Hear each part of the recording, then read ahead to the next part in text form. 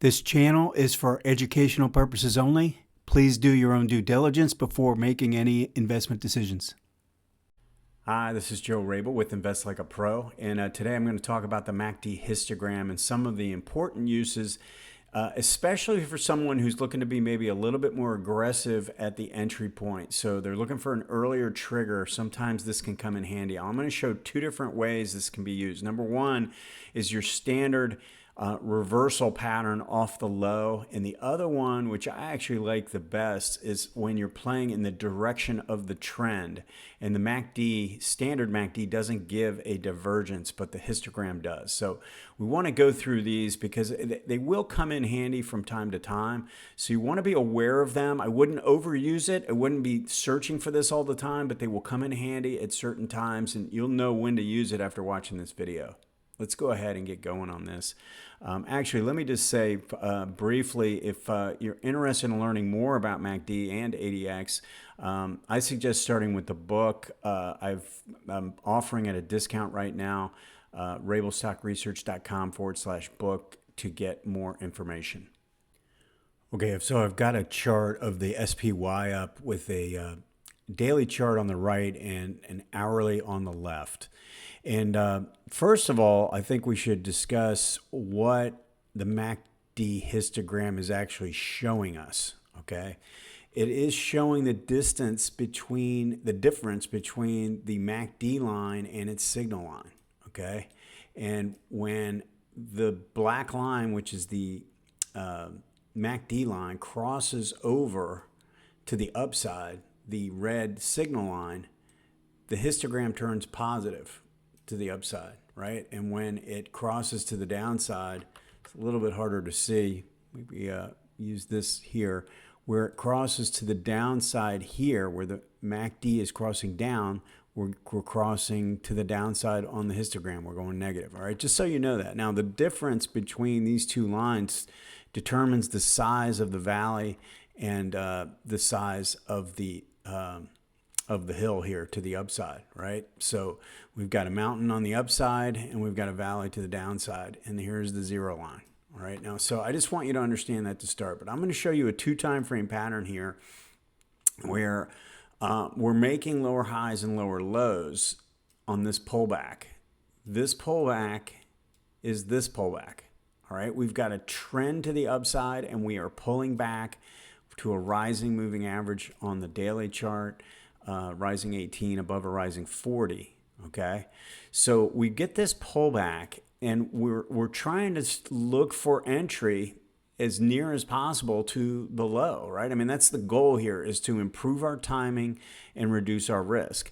So sometimes we need to be on the lookout for this, where we're dropping down and we're showing a pattern where it's not just overrun, all right? This is not just overrun. This is like almost getting to normalized oversold, okay? You see how the MACD is getting a little bit ridiculous? It's kind of getting too far away from the zero line.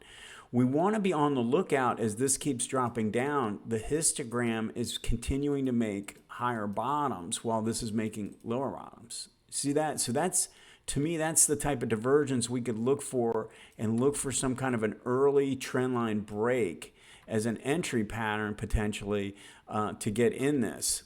Only do this trade when we're in the direction of the higher time frame trend, right? We're trying to get in on this trend, which is already up, and we're trying to time it as best as possible. Now, if you just use the MACD signals that I talk about, you'd be looking for a higher low in here, maybe looking at a pinch play or something like that. But if you're an aggressive player and you like to get in off the low, right near the bottom, my suggestion is keep an eye on this. It doesn't happen all the time, but if it does, you can play this histogram divergence. It doesn't show up in the MACD, but the difference between, so this is losing momentum to the downside even though it's holding the signal line. All right, kind of important thing to realize. And so if we have that, that's definitely something we can use, and we can use a cross of the 18 to trigger us in early in the reversal. All right, now I'm going to show you the second way that the MACD histogram can be useful. If you're enjoying the content, hit that like button and also subscribe. Continuing to grow the channel, and I appreciate your support. And let me just show you. This is more of a classic divergence. This is against the trend. This was the bottom of the market back in October of last year, right? We get a move down, and we get confirmation in MACD. We get confirmation in the histogram, right? We get a rally up.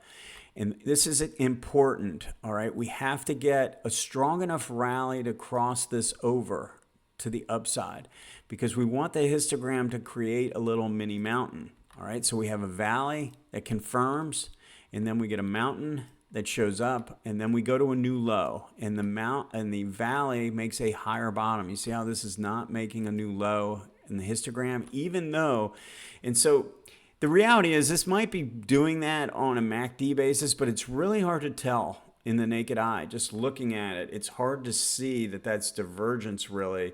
We can see it crystal clear on using the histogram. And again, we can play this pretty aggressively. Now, what I would do in this situation, this is happening on a daily chart, I would go down to the hourly and look for a reversal pattern. It might come in the form of a 1, 2, 3. You know, it could come in the form of some kind of a divergence down there, but I would say if I'm looking at divergence on the daily chart, on the hourly chart, I'd probably look for some a little bit better signal, a little bit more of a confirmation of a trend line break, higher low, and maybe a 1, 2, 3 type of a reversal, especially when we have strength still here on an ADX basis. But you can use this as something that can be on the lookout for. It's more of a classic signal of histogram, but it is something that it is going to be a little bit more sensitive to the turns than the standard MACD will. So something that I think you can use from time to time. Typically, what I like to do is use it in the direction of the trend. So I know if I have a pullback in a trend and the MACD on the hourly is doing this, it's making new lows, I kind of want to see if we're going to get to normalized oversold. All right, if we get to normalized oversold, then I'm willing to start looking at the histogram as long as I'm still in an uptrend on this time frame. All right, so just so you're aware, when I say normalized oversold, we want to kind of stretch back. I've done some videos on this, all right, but we want to go back and look at where the oversold readings are and where we can expect a turn. And it doesn't have to be an extreme. You see, this is an extreme oversold, right? This is extreme oversold. We're looking for where you get a lot of signals in the oversold region, all right? That is what we're looking for. If we get those, if we get one of those, then we can start looking for that histogram divergence to take place as long as we're still in an uptrend on the higher time frame. And in this case, it was actually taking place right at trend support with the 18 right there. All right. So use this to your advantage at times. Don't be too aggressive with it, but it can come in handy sometimes. All right. Let me know if you have any questions. Thanks.